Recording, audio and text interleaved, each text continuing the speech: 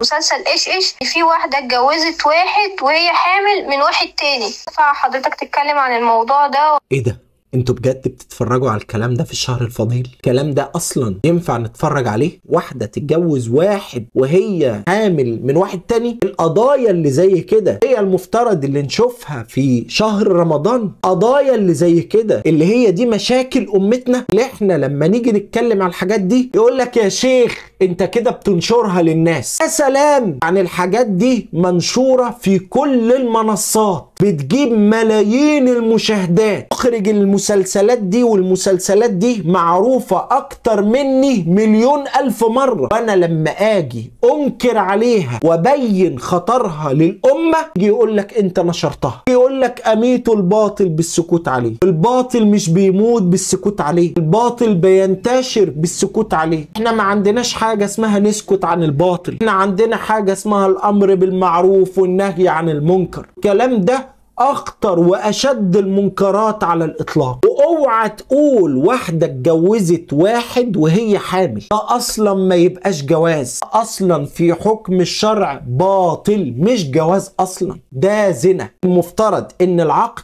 اصلا مش موجود، العقد مفسوخ. مفترض هي على ذمة الاول، مفيش حاجة اسمها اتجوزت واحد تاني وهي حامل. ست الحامل لها عدة، وأولاة الاحمال اجلهن ان يضعن حملهن، يعني لما تضع الحمل كده عدتها خلصت، قبل كده يبقى باطل. عقد من حقه ان يفسخ. ارجو من السيد رئيس الجمهورية ومن السيد وزير الوزراء ومن الحكومة المصرية ان هي تمنع الكلام ده. من الرقابة تشوف ايه اللي يتعرض في شهر رمضان وايه اللي ما يتعرضش. شهر رمضان ده اصلا بتاع العبادة، مش بتاع لا افلام ولا مسلسلات، خصوصا من النوعية دي. عافينا واياكم، وانقلوا الفيديو عشان نحذر الامة كلها من خطر الافلام والمسلسلات دي.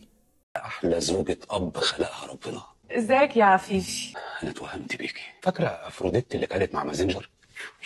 بترفع من روح المعنوية. وكمان ما يرضينيش والدي يبقى له افلام اباحيه ممكن تتسرب على النت. يا ترى هما كام فيلم بالظبط؟ وكل فيلم مدته قد ايه؟ المشهد ده كارثي بكل المقاييس. واحد بيعاكس مرات ابوه، يشتهي مرات ابوه ويطول منها اي حاجه حتى لو هيشوف لها افلام اباحيه. مرات الاب مقامها زي الام بالظبط في التحريم. لا تنكحوا ما نكح اباؤكم من النساء إلا ما قد سلف، يعني إلا ما كان في شأن الجاهلية، إنه كان فاحشة ومقتا وساء سبيلا. شيل مرات الأب اللي هو بيتكلمها دي وحط المشهد ده مع أمه. الكلام اللي هو بيقوله ده خليه يقوله لأمه.